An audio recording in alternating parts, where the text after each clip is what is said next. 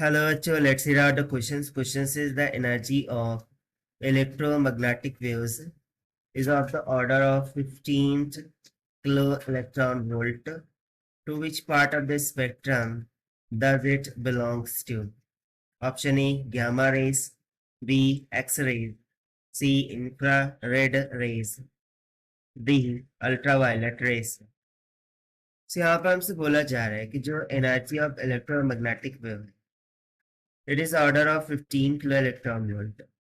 सो वो किस स्पेक्ट्रम को बिलोंग कर रही होंगी, वो राइट ऑप्शन हम यहाँ पर चूज करके बताना है। तो चलिए स्टार्ट करते हैं सोल्यूशन से, but before of its let's talk concept which we are going to use here for this question.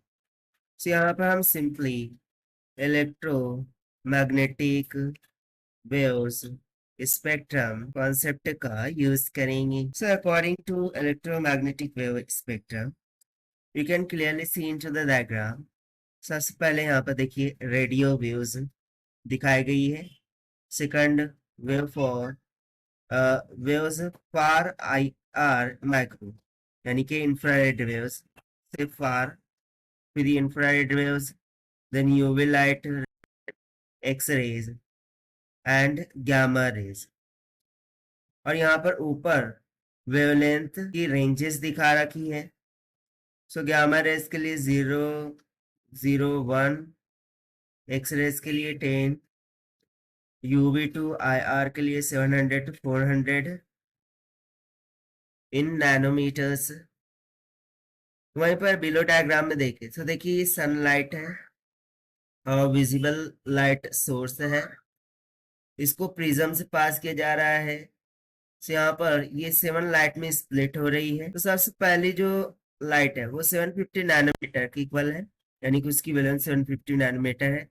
Second one is red, then orange, yellow, green, blue, violet and then 400 nanometre, यानी कि I R to UV इस range के between में ये 7 colours हमें visible हो रहे हैं। सो इस स्पेक्ट्रम का यूज करते हुए अकॉर्डिंग टू क्वेश्चन हमें बोला क्या गया है कि जो एनर्जी है वो किसके करस्पॉन्ड है, 15 किलो इलेक्ट्रॉन वोल्ट के इक्वल है। अब हमें H इंटू सी, जहां पर H Planck constant, C speed of light है, इसका मल्टीप्लीकेशन फैक्टर पता है 1240 इलेक्ट्रॉन वोल्ट की इक्वल होता है, जहां पर H is a Planck constant having the value of 6.62 6 into 10 to the power -34 joules second में होता है, और C is the speed of light 3 into 10 to the power 8